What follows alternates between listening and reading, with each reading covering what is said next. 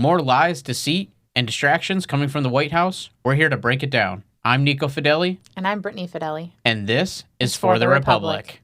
The only thing we have to fear is fear itself. Ask not what your country can do for you. Mr. Gorbachev, tear down this wall.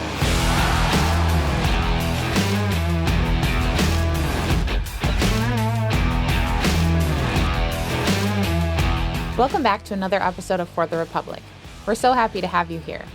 Make sure you like this video and share it with all of your friends. And if you're new to the channel, please consider subscribing and hitting the bell icon so that you can be notified every Sunday night at 7 p.m. when a new episode premieres. We have a lot to talk about today, and the first thing that we're going to cover is the border crisis that's happening. And this is something that we talked a little bit about last week. I don't know if you want to throw up those images. This is from the Texas-Mexico border. In Del Rio, Texas. So this bridge in Del Rio, Texas, we showed this picture last week. It shows thousands of Haitian migrants coming over. And it looks a lot different this week. And this is what it looks like this week. So you can see that it's been almost completely cleared out. As of Thursday, there was only 3,000 left, which started at 15,000. Mm-hmm. And the way that this has been handled, I think, is not being talked about, and I think that's one of the things that we want to talk about today. So, 15,000 migrants from Haiti came over the border, and majority of them have been processed and moved to other checkpoints, with only, as of Thursday, about 3,000 left. And we've now gotten reports that the Homeland Security has said that that this is really about an optics move, so we don't want to show group of thousands of people in one area, so we're just gonna kind of split them up and move them to different areas. So it's kind of like an optics thing. It doesn't really solve the problem. We still have these migrants coming over, and also these migrants weren't tested for COVID-19.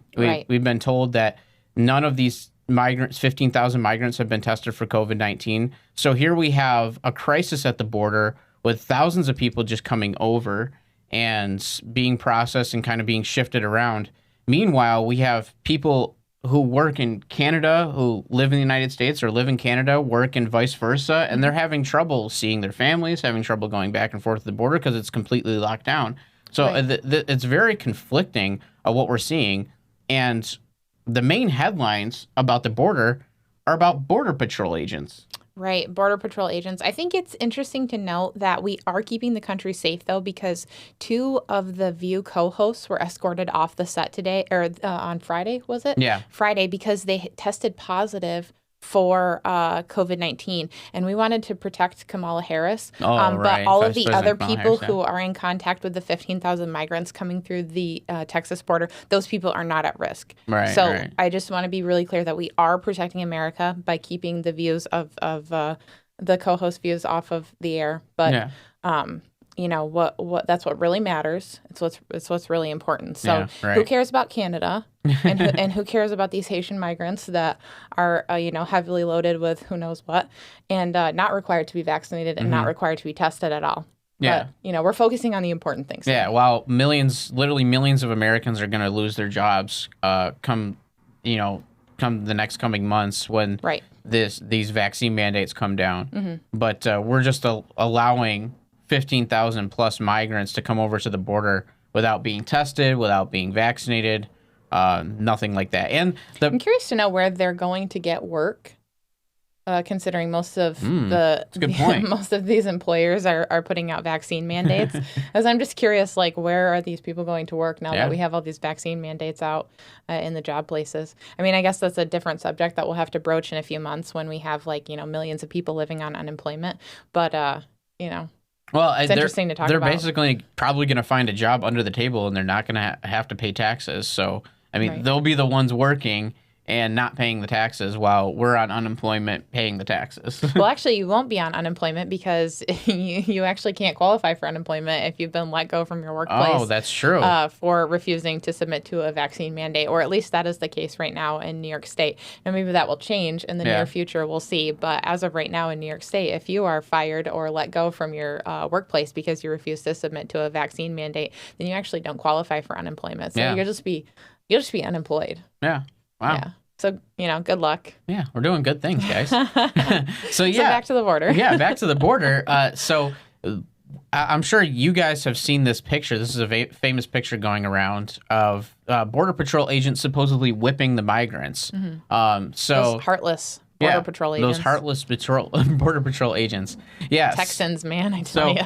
I am not too familiar with horseback riding, but I know you have some prior experience with horseback riding. A little bit of experience. Yeah, I used to whip people all the time off. Is horseback. that? Why don't you tell us about that? Is that something that happens a lot? Really easy. We're trained in it. All horseback riders. Yeah. It's actually like it kind of comes natural. You just once you're on the back of a horse, you just have this innate desire to just whip people. Right. Yeah. So no, not really though. What is it exactly that he has in his hand that kind of is being portrayed as a whip? So that's called a rein. Oh, okay. Yeah. Is that something that you beat people with, or? Yeah, no, it could be used to beat people. In this case, it appears that way. But it actually is not. It's how you control the direction that your horse goes in, or how fast or how slow your horse is moving. So the reins are actually connected to what's called a bit, and that's inside the horse's mouth. And it is how you control left or right, or how fast your horse is going. It's also how you would. Sometimes you have to give the horse like a little whack on their bottom if they're acting up, or if they're kind of not following directions and stuff. So you might use it for that. It's typically not used for whipping people. They actually make whips specifically to whip people. And we know that because we've seen them used, throughout history. Yeah. Specifically, in the case of Jesus and his crucifixion. So we actually know what whips are, and this is not one of them. Yeah, this is not a whip. And it's very clear that this is something that the White House, the media, they've taken and they've ran with it. There's even been, articles and headlines that have not been corrected but have been changed. So official, it was first reporting that Border Patrol agents were whipping migrants, and then it was changed to Border Patrol agents, looking like they're have some sort of whip or something like that, and it's just changing. Border Patrol agents looking menacingly. Yeah, looking menacingly. Yeah, yeah. And so even the person that took the photograph, he even said that no, that's not what I was taking a photograph of. And there's actually video evidence of what actually happened, and we're going to show that to you guys right now. So this is courtesy of Sweet Baby Gang on TikTok. He has this video of what the actual whip incident looked like in the border. And you can see that same person with the black shirt and shorts. And there you can see that's the famous photo there. And I didn't see any whipping. Did you see any whipping? No. I mean, it didn't appear to be any whipping. Nope. I don't think so. Whip free. Whip free there. Whip free Border Patrol agents. So it just looks like the Border Patrol agents they were just simply doing their job there. Right. I think. And now this has gone so far that there's an investigation being launched. Right. And even Joe Biden came out Thursday. Don't quote me on that. Could have been Friday. But he said that he plans to make sure that the investigation goes through on the Border Patrol agents, and that they will answer for whipping these Haitian migrants at the border. And it's crazy to me because they know at this point that it's just a blatant lie. Like, they have the footage, they have the information. We just conducted our own investigation. Right. So and case closed. Yeah. I mean, we have video evidence with the very few resources that we have here. I mean, we don't have a lot of connections with the CIA or the FBI. Yeah. So, but what little connections we do have with the internet, we were able to figure out right away that this is a false story. We were able to debunk this. So the White House has that information. They know that, and it's just another blatant lie, coming right from the horse's mouth. And I actually want to they're going to answer for this. And what kind of support does that show for the border agents who are actually having to face this every day? Yeah. I mean, could you imagine having to go to work and have to round up people on a daily basis that are literally illegally crossing the border into your state where your family lives and where your kids are growing up, and then you have the president of the United States saying he's going to make sure that you answer for your actions? It's insane. I want to play a little clip of this is what the president sounded like. Given what we saw at the border this week, have you failed in that promise? And this is happening under your watch. Do you take responsibility for the chaos that's unfolding? Of course I take responsibility. I'm president, but it was horrible what to see, as you saw. To see people treated like they did, horses barely running them over, people being strapped, it's outrageous. I promise you those people will pay. They will be, an investigation underway now, and there will be consequences. There will be consequences. It's an embarrassment, but it's beyond an embarrassment. It's dangerous. It's wrong. It sends the wrong message around the world. It sends the wrong message at home. It's simply not who we are. So there's our commander-in-chief talking about how this is an embarrassment and this is not who we are. I mean, what is more embarrassing, the fact that this is completely false, I mean, or the fact that we actually killed civilians in Afghanistan? Yeah, not just civilians, but 7 children, and an American ally. So it's important to note that apparently now in Joe Biden's America, doing your job and upholding the law, that is an embarrassment. Yeah. You're an embarrassment to the country if you do those things. If you live and abide by the law legally and you uphold the position that you're appointed to as an officer of the law or as a Border Patrol agent, that's an embarrassment. But if you are the president of the White House and you can't make it through a speech without falling asleep, then you are a proud American, let me tell you. If you can't make it through a speech without blatantly lying about the country and the people that you represent, then you should be a proud American. Yeah. So, and I think it's crazy that the words that he chooses. I mean, he's saying that they're going to launch an investigation, that people will have consequences, but literally, and I love it how he says that he takes responsibility, and he always takes responsibility and immediately blames somebody else. Right. In the same First thing breath. he does. That's the first thing he does. And he's done that countless times now. Yeah. But the fact that he's saying that these people will pay, that there will be consequences, yet there is no investigation for the drone strike in Afghanistan. There's, as far as I know, there is no repercussions for what happened in Afghanistan. I think they've come out and said that there will not be any charges filed for that. Oh, really? So I think that's kind of been officially sealed and done. That's in the books. Yeah, that's in the books now. There's not going to be any sort of any further pursuit of charges or investigation there with what happened in Afghanistan. So you can try to uphold the laws of the United States. You can do your job as a Border Patrol agent, and that is considered wrong according to the President of the United States. But if you just get it wrong and you drone strike a car with innocent civilians and 7 children, then it's like, oops, well, just mark that off in the books as a whoopsie. It was a justice killing. Just a whoopsie, it's crazy to me. The contrary or the contradiction between what the White House expects out of itself and what it expects out of the American people is just it's crazy. And that would be probably why Biden is falling so heavily in the polls. I mean, his approval rating's down like 26% in the last couple months. So I mean, it's wildly crazy to me that he would just come out and say this. And the thing is, what's interesting, I think, and maybe you want to speak further on this, is that there's no shame. Like, they have no shame in just blatantly lying about the American people, and they have no shame in blatantly lying to the American people. It's like there's no accountability, and they have absolutely no moral compass there. Yeah, I mean, this is coming from the administration that's self-proclaimed as the most moral administration ever in the United States, and they're saying things like this, and they're clearly, they don't care who they throw under the bus as long as it makes them look good and as long as it makes them look like this is literally what intersectional politics looks like. This is what happens when we have a president who just cares about checking off certain boxes and doesn't actually care about doing his job, doesn't actually care about protecting the American people, doesn't actually care about securing our borders, doesn't actually care about people who are going to be unemployed through these vaccine mandates, doesn't actually care how much of a threat COVID is. No, he doesn't care about any of that. He doesn't care about. All he cares about is making people around his circle and himself look good, whatever the optic is, and that goes back to the article we were talking about from the Daily Wire about the migrants, and someone from the Department of Homeland Security said this is an optics thing. Literally came out and said that us clearing the border, us clearing the bridge in Del Rio, Texas, that was an optics. It was all about the appearance.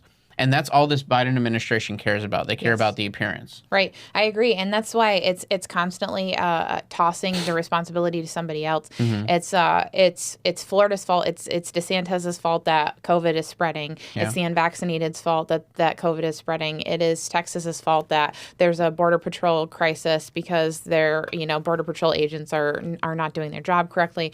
It's Trump's fault that gas prices are higher, that inflation is happening. It's Trump's fault that the Afghanistan withdrawal was so terribly executed, even though the White House, Biden's White House, had information that came in before that. They knew that the intelligence that they were operating on was incorrect. Yeah. And they knew that pretty much for sure, and they still operated based off of that intelligence. Then they blow the whole thing. They screw it up. Then they lie about their drone strike and everything else. And it's literally always somebody else's fault. It's there's no responsibility ever taken for the action that's coming out of the White House. Yeah. And the crazy thing is that they're using all of this distraction and all of this noise to just like go wild in the House. Like, let's see what we can put through while people aren't paying attention to what's going on.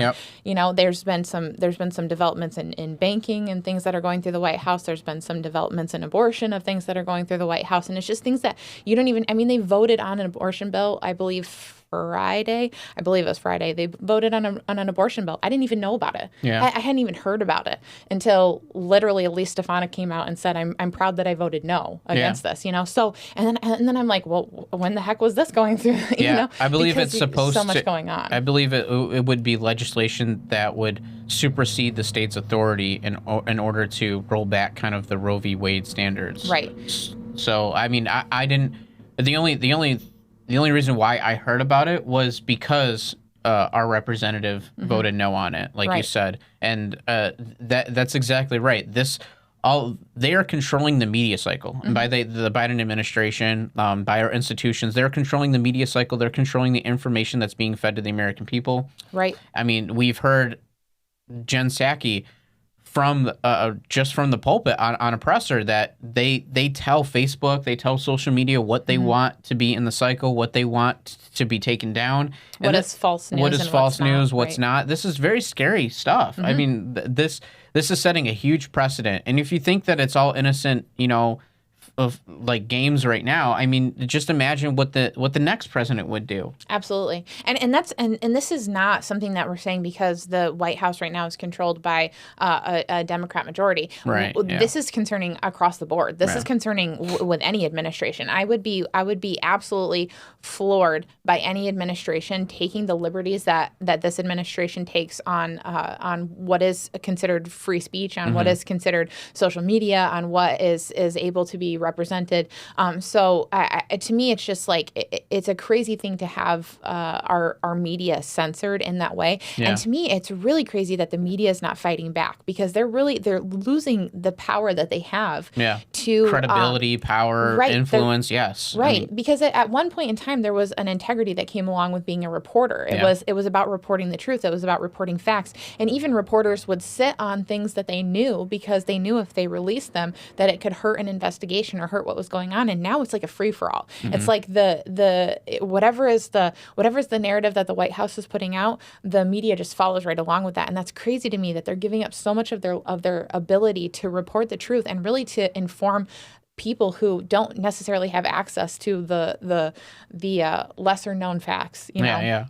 Yeah, and it's amazing just to do your own research and to search on search engines. We showed an example of it last week about pushback from the vaccine mandates. I mean, Google is with their algorithms is kind of suppressing certain things, not even taking in consideration the words that you're typing in, and so you have to find other means in order to get the information that you want. And it's funny you bring that up because actually one of our viewers was talking to me this week about having watched last week's episode on the search engine, and they actually started using DuckDuckGo because of what we showed there. They did the same thing where they were researching something. It was actually biblical, so it wasn't even like a mainstream media thing, and they couldn't get any of the results that they wanted on the first page of the Google search, and then they brought up DuckDuckGo, and with the first 3 articles that was brought up, it was exactly exactly what they were looking for. So they were talking about Wow. how much they appreciated that information coming out of last week's podcast. Oh, interesting. That's good to know. It's a good tidbit. And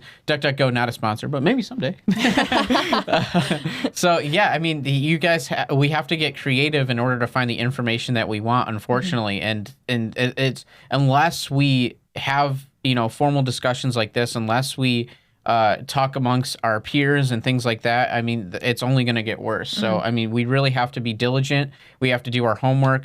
We have to really do our due diligence and spread the truth, and to call out the gaslighting, call out the lies and deceit. Right. And so furthermore on lies and deceit, we also have another lie coming from the White House, actually coming from the Commander-in-Chief himself, about Pfizer boosters. Yes. So what's going on there?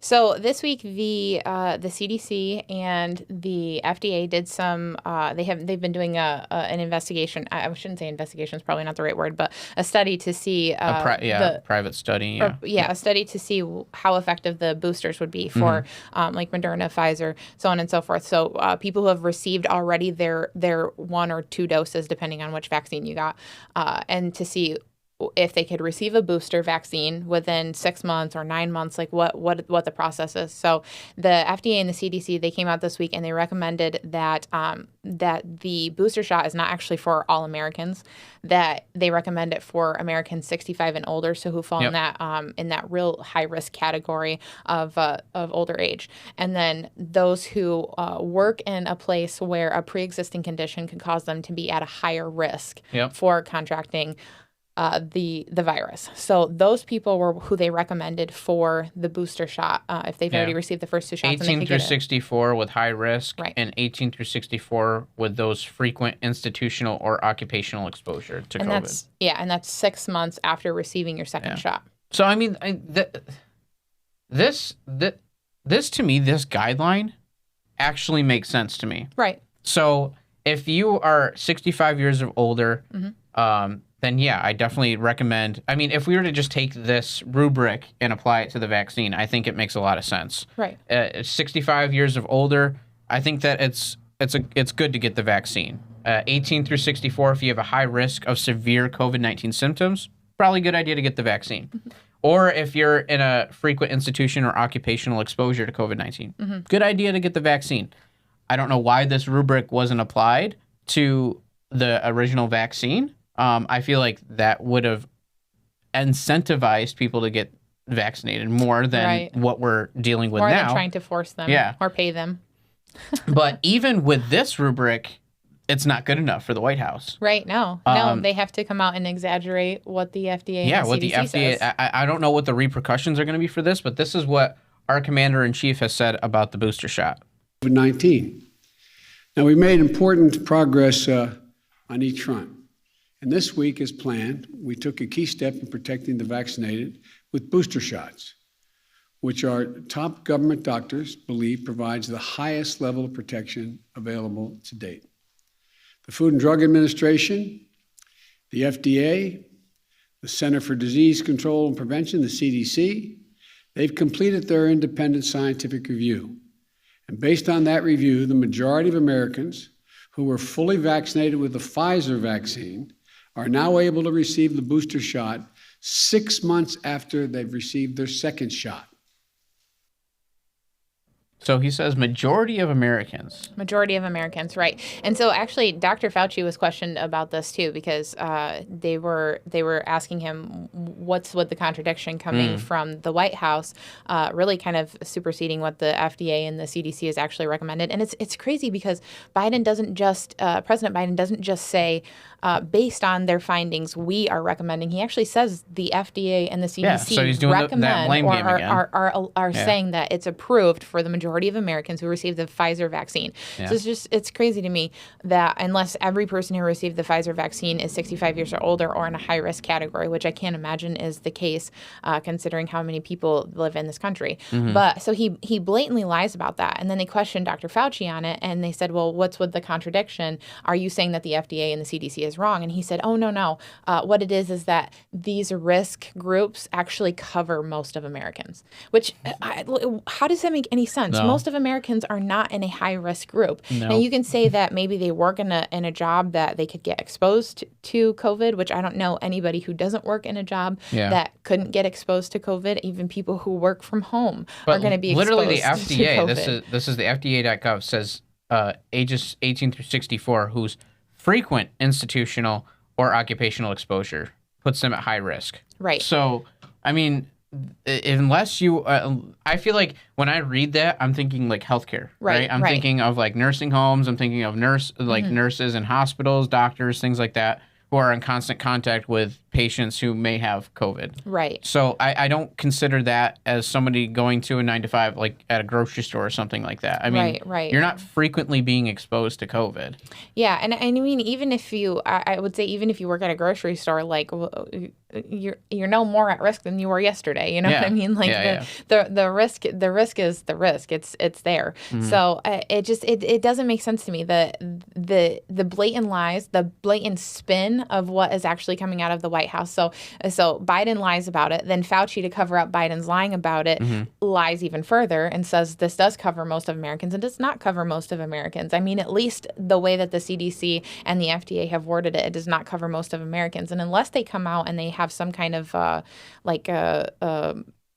rewording, then that's just the case. The FDA and the CDC did not recommend it for most Americans. They recommended it for people who are at high risk because of their occupational exposure or people who are 65 and older, which to me was always kind of our target groups anyway. Right. Yeah, exactly right. And what do you think the repercussions? I mean, I'm just thinking to myself, okay, so the White House is not being honest. Our institutions are not being honest. Fauci is not being honest. What are some of the repercussions of this? Why is this so dangerous to go down this path? Well, I mean, I don't think as far as actual legal repercussions that you're going to see anything. I think this White House is going to get away scot-free. Yeah, more to rephrase, how is this dangerous for our country? I think it's dangerous for our country because it cultivates a culture of more mistrust, more mistrust in our media, in our government, in the government organizations such as the FDA, the CDC, things like that. There's so much information out there right now that is either contradictory, that is wrong, that is right, that is confused, that is jumbled, and people just don't know who to trust. And this kind of behavior only encourages and cultivates that culture. And so the White House wants to come out and they say, "Oh, we're tired. We're done being patient. We've been patient, and now we're sick of the unvaccinated." That's still right? Brings chills down my spine. Right. The president crazy says to me. that we're losing our patience. Yeah. So they're losing their patience. Although they've been patient and they tried to give us a chance, but now they're losing their patience with the American people who are unvaccinated, who are making the decisions for themselves. And then they blatantly lie from the White House and say, this is fact, this is fact, this is fact. And this is not just on COVID-19. This is on all sorts of issues coming out of the White House. They lied about Afghanistan, blatantly lied about the drone strike. They blatantly lied about what's happening at the border. They blatantly lied about our Border Patrol agents. They blatantly lied about COVID, the treatments, whether they were going to enforce a vaccine mandate or not. All of this stuff they have lied about over and over again. And then they say that they're impatient with people who are reluctant to get vaccinated. You are cultivating this culture. You are cultivating a culture where people distrust the government. You are cultivating a culture where people distrust the information that is coming from any sort of government resource or government website or government organization. People are questioning it and they're looking, you say like, oh, these people, they're getting their information from these backdoor doctors on YouTube. Well, where else are they supposed to get truthful information? Because they can see that there's blatant lies coming from the White House. So in order to preserve any sort of integrity for the government, I don't see how they can allow Biden to continue to talk. I just don't see how President Biden can continue to speak words and the White House maintain any sort of integrity. Yeah, I agree. And Jen Psaki doesn't do him any favors either, constantly covering up for him and constantly making... I feel like whenever somebody like Peter Doocy like calls out the administration, she twists it and doesn't answer the question and either does dodging or makes it something that like a totally different topic. We've seen that countless times. And to me, like transparency in an administration is how we keep our society intact, because all this is going to do is going to continue to divide our country. Right. And one of the divisions that we're facing right now is how far this is going to go. I mean, there's two sides. There's one side saying, if we just get through this pandemic, then things will be back to normal. If we just, comply for right now, things will get back to normal. But I'm sorry, but history is on our side, on the other side. People can say, hey, there's no evidence that this will go down a slippery slope. And I say there's even more of less evidence that this is not going to not going to continue, because we've seen it happen in history where when a freedom is taken away, you can't get it back unless you fight for it. Right. It's not It is coming not back. given back. Right. It's not given back. Anytime the government starts a new program, every time the government takes an inch, I mean, they never give it back. Right. I mean, we can think of like something as simple as income tax, right? I mean, income tax was supposed to be a temporary thing to help the war effort, and now we pay income tax as a regular thing. I wonder if all of Americans just stopped paying income tax, and they were like, hey, listen, it's wrong that you tax us because this was supposed to be temporary. It's actually illegal for you to tax us, and just stop paying their income tax. I wonder what the IRS would really have the power to do at that point. Yeah, I don't know. Just curious. I mean, you guys try it and let me know how it works. Hey, you guys try. No, I'm just kidding. No, just kidding. Pay your taxes. Yeah.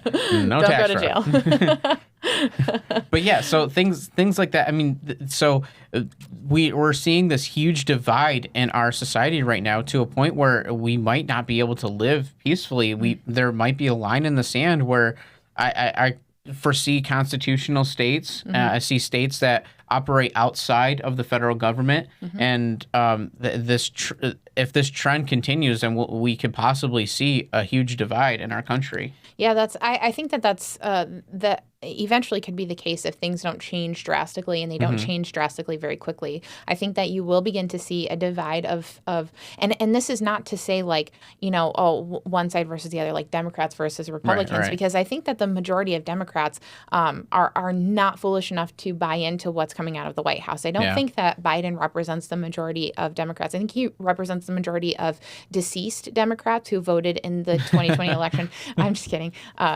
Low-key, not really. But so I think that he doesn't, at this point, the outrageousness, the things that are coming out, the lies and stuff, I don't think that represents Democratic people. I don't think that we're just sitting here all Democrats are liars. But I do think that eventually you will see a kind of a red versus blue divide. And I think you're going to see those red states that say, you know what, we're tired of operating within this lawlessness that's coming out of the White House. We're tired of operating under a White House that does not operate by the Constitution, that does not follow federal law, that does not follow the restrictions that our country has, that just signs executive orders and just puts into place things that are not legal and waits for the court to have to shut them down. So I think that eventually you're going to see that divide, and I hope that we're able to reverse course soon enough that it doesn't split the country into either separate entities or a totally different country, or even to see a civil war rise up. And it's crazy. People say, that they don't see this happening.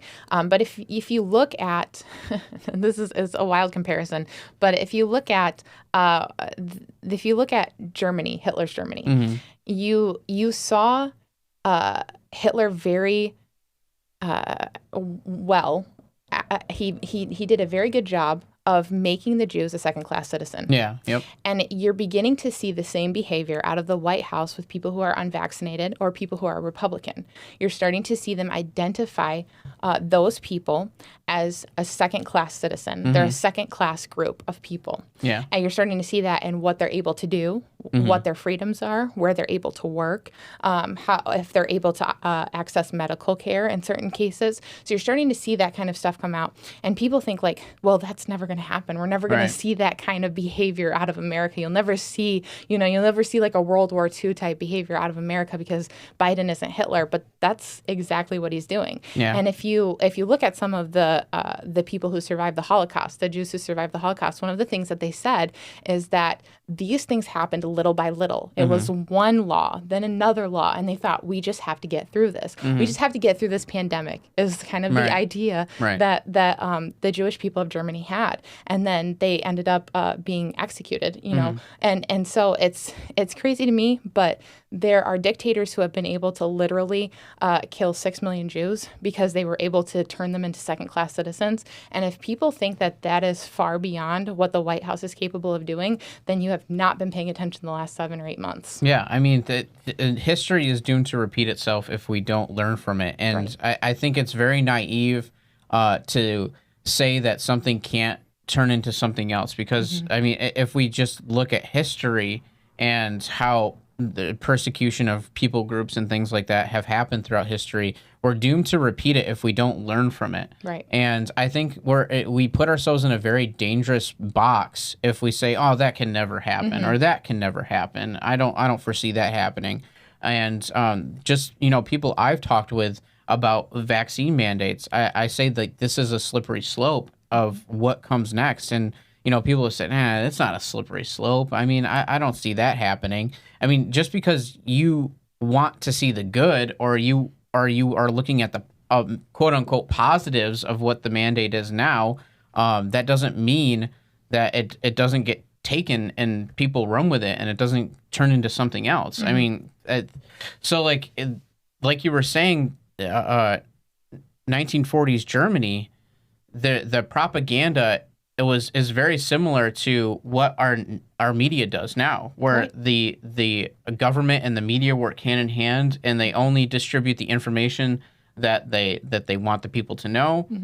And one of the biggest things with any dictator, Mussolini, Hitler, Stalin, those 3 major players, one of the first things that they did, I mean, and Fidel Castro, one of the first things that they did to make sure that they had complete control was to disarm the American people.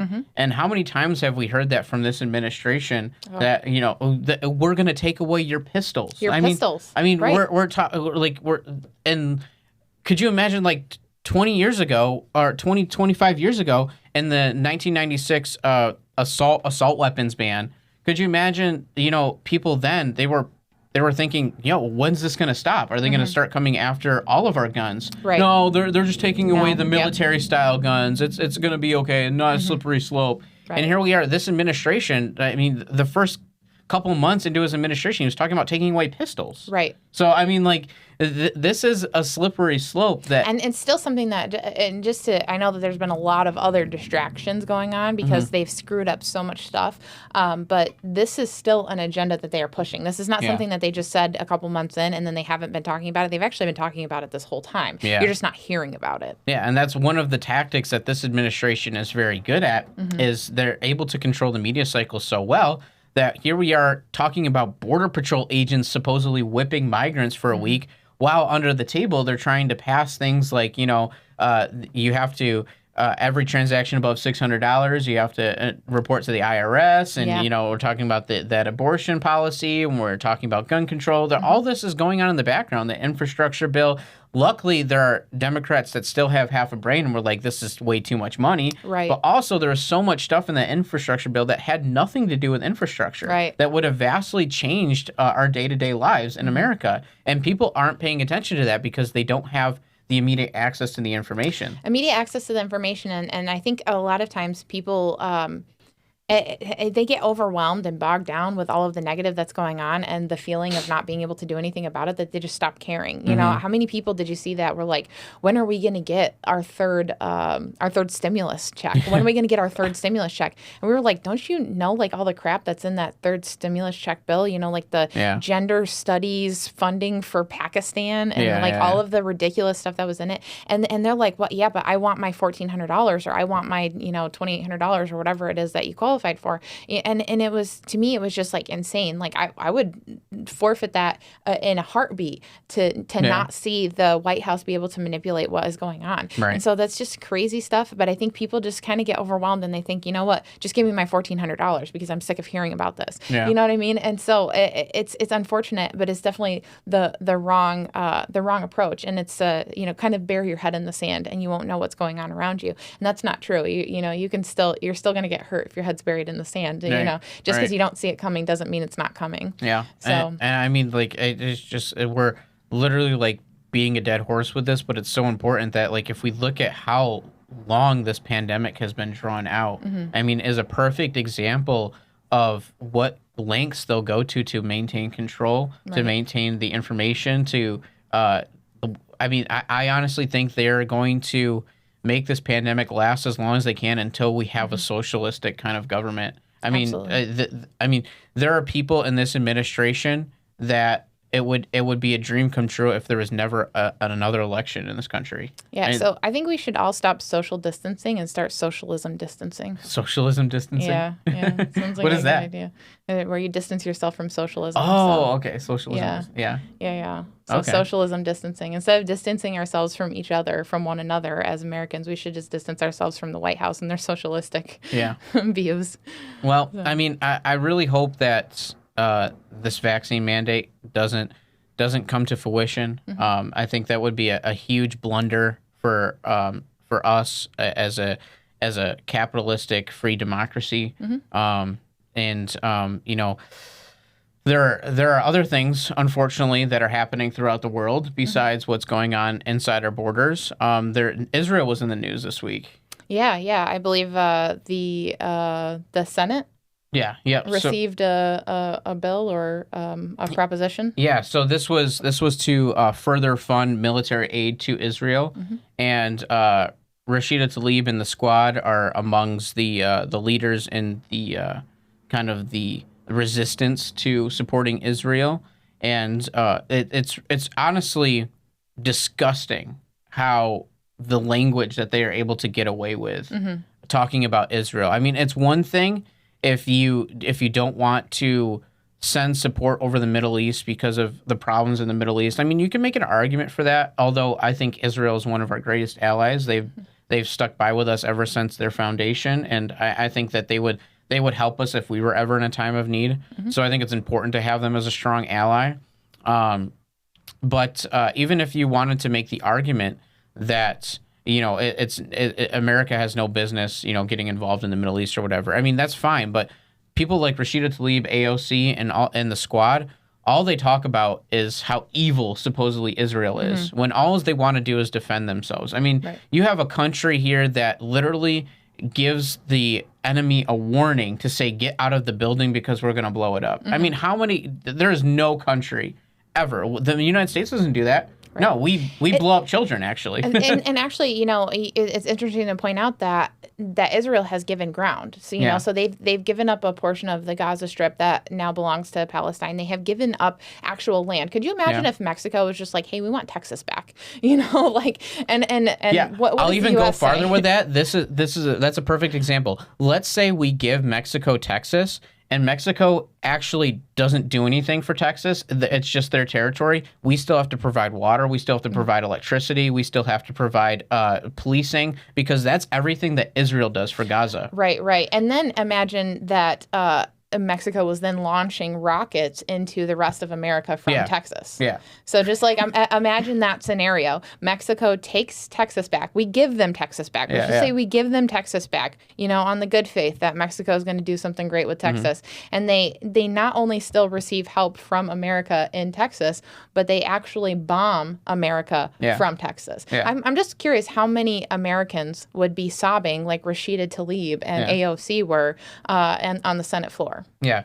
Well, so the reason why I wanted to bring this up was because, there are still people in the government right now on the Democrat side that still have a moral compass, and they still speak some truth, and I want to give recognition where recognition is due. So this is a representative, Ted Deutsch, out of Florida. Should we kind of recap what the bill was to help to fund the Iron Dome? So the Iron Dome helps prevent Israel from being hit by these rockets. I believe something like 4,500 rockets it was able to intercept or stop from going into Israel just last year. So that's actually where this funding is headed. It's headed to continue This is something that we do every year for Israel. Right. We continue to fund their Iron Dome so that they have their defenses. I mean, and honestly, the Iron Dome is such a powerful piece of technology because it allows them to intercept rockets without necessarily firing back. Right. So, without any kind of retaliation. Yeah. Right. And unfortunately, there comes times where they do have to retaliate, but the tactics that the Gaza Strip uses and Hamas uses, it always puts civilians in harm's way. And they know that the media cycle, especially in America, will run with it when a civilian dies in the Gaza Strip. So they're very smart with the tactics that they use, and unfortunately, Israel is always caught in the crossfire. So the Iron Dome really kind of helps them protect their people and also prevents them from having to retaliate against Hamas as often as they otherwise would have. So this is Representative Ted Deutsch out of Florida. He responds to Rashida Tlaib, and I'll just let him speak because it's really powerful what he says. Mr. Speaker, I have a speech about how important it is for us to stand up against terror and the terror strikes against Israel launched by the terrorist group Hamas from Gaza. 4,500 rockets that Iron Dome helped us stop. And I have a speech that's all about how important it is for us to replenish that. But, Mr. Speaker, I cannot allow one of my colleagues to stand on the floor of the House of Representatives and label the Jewish democratic state of Israel an apartheid state. I reject it. Today, this caucus, this body, the House of Representatives will overwhelmingly stand with our ally, the state of Israel, in replenishing this defensive system. If you believe in human rights, if you believe in saving lives, Israeli lives and Palestinian lives, I say to my colleague who just besmirched our ally, then you will support this legislation. Mr. Speaker, we can have an opportunity to debate lots of issues on the House floor, but to falsely characterize the state of Israel is consistent with those, let's be clear, it's consistent with those who advocate for the dismantling of the one Jewish state in the world. And when there is no place on the map for one Jewish state, that's anti-Semitism. And I reject that. I stand in support of this important legislation. I'm glad that there's somebody on the Democrat side of the aisle that's willing to call out the anti-Semitic rhetoric inside the Democratic Party. I think it's really important that we stand with Israel. I think it's really important that we support them. And I'm glad that there's Democrats that also agree. And it's not just a one-sided issue. There's no reason why supporting Israel should be a one-sided issue. And I'm glad to see Representative Ted Deutsch stand by his moral convictions there. So yeah, today on For the Entertainment, what do we got? We got a couple games to talk about. Yeah, a couple predictions. So we got Bengals at Steelers, and we have Jets at Broncos. Yeah, right. Jets at Broncos. Yeah, this is our home debut this week. I'm pretty excited about it. Love the Mile High Stadium. It's a great stadium. I know it's interesting because we're living in a world now where all of this controversy is going on everywhere else. You know, we've talked about those issues in the last, like 40 minutes of the show here. And then we actually also have an NFL where the Broncos have won 2 games. And the Steelers are 1-1. Are you shocked? I am flabbergasted. Really? I'm blown away. Well, I could have told you that this was going to happen. I'm flabbergasted. I was actually really shocked last week when both the Steelers and Kansas City lost their games and the Broncos are 2-0. I was like, what world does this happen in? Because I don't think it's happened in a long time. Yeah, I'm actually really excited. I think Teddy Bridgewater looks really good. I've been talking to a few people this week, and they were like, oh, just wait for the real Teddy Bridgewater will come out. And I'm like, I think this is the real Teddy Bridgewater. I think now that he's in a system where he can thrive, I mean, he hasn't done anything to me that seems like that can't be sustainable. Right. I mean, there was a couple of key plays where he was able to extend the play that he should have either been sacked or had to throw it away. I mean, so like he can't do that consistently. But as far as his throwing, as far as his timing, as far as the amount of points we're putting up, I think it's a formula that can be very consistent. And I'm really looking forward to this game. I think that the Broncos are going to be able to win it pretty easily. The Jets look awful this year. They do. I believe they have a rookie quarterback and they have a new head coach. And I think whenever you combine those things, I think the Cleveland Browns are a good example of why you don't combine those things in a single season. But yeah, so they are definitely a mess this year. I think Broncos are going to easily have this. I'm going to predict that the Jets go scoreless. I'm going to predict that. Right, a shootout. Predict that the Jets. Shutout. It could be a shutout. Who knows? Maybe the Haitians will be there and the Border Patrol will have their whips out. So, oh my goodness. But so I'm predicting that the Jets actually go scoreless, and that I would like to see the Broncos actually hit a 28. Ooh, 28. So 28-0. 28-0. Wow. That's my wild prediction. Those are my wild numbers this week. And the Steelers looked terrible last week. We had, a messy offense. Defense fell really flat. And unfortunately, I think that was caused a lot by the fact that TJ Watt, who was kind of limited all week in practice, from a groin injury, he was out. Actually played about 3 snaps or something, and then he was out. So he was out for most of the game, and that really left our defense kind of looking pretty shallow. And unfortunately, he's actually out again this week, and so is Alex Highsmith. So that's really going to put a damper in our defense, because really Alex Highsmith replaced Bud Dupree, and so now we have no Bud Dupree, we have no Alex Highsmith, because Bud Dupree we did not carry him over into this season, but now we have no Alex Highsmith in that position. And we have no TJ Watt. So I think our defense is going to probably struggle again this week. Luckily, we're playing the Bengals, and the Bengals, even though they're usually kind of pretty physical games, the Bengals have not been looking so hot the last couple of years. So, maybe it'll give us a chance to kind of play this week.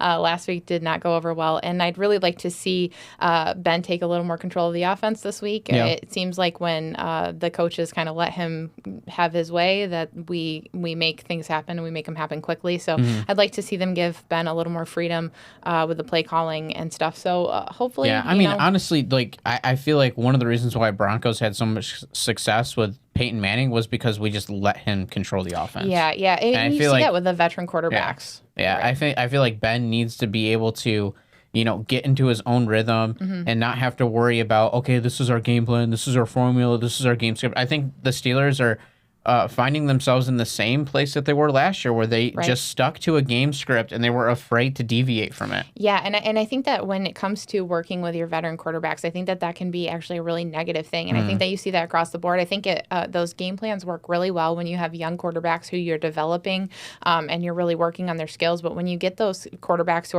are more developed, those veteran quarterbacks, them being able to audible from the actual field, I think that makes a big difference in the gameplay, and you can see that. You can actually see the momentum and the tides change when they allow Ben to do a lot of that. So I would like to see more of that this week. I was pretty disappointed last week that we saw a very scripted game, and it was not a well scripted game by any means. Even if you give Ben 2 plays every down, say, hey Ben, here's 2 plays, you pick one. I mean, I feel like that would give him the freedom to read the defense and be able to, I know that this player's on fire right now. We have a really good connection right now. I can pick this play that would, put him in a good spot and stuff like that. I feel like that would make for, that way you can have a game plan, you can have a game script, and also give freedom to your quarterback who has won 2 Super Bowls. So I mean, and not to dilly dally on the Steelers or anything, but Deontay Johnson is actually also out. So really? So we're missing some key players really on our defense and our offense. So it'll be I think it's probably going to be a tough game because it is a divisional game. Dang, I have him in my fantasy. Yeah, he's out. He's out knee injury. So hopefully he didn't practice all week. So hopefully it's not too serious. But yeah, so the game is, I'm sure, going to be a hard-fought game, but I think that we can still come away from that with a win, and it's a home game, so hopefully that'll kind of, give the Steelers a little more momentum. I'm going to say 17-10 Steelers. Okay. Very nice. All right. Yeah.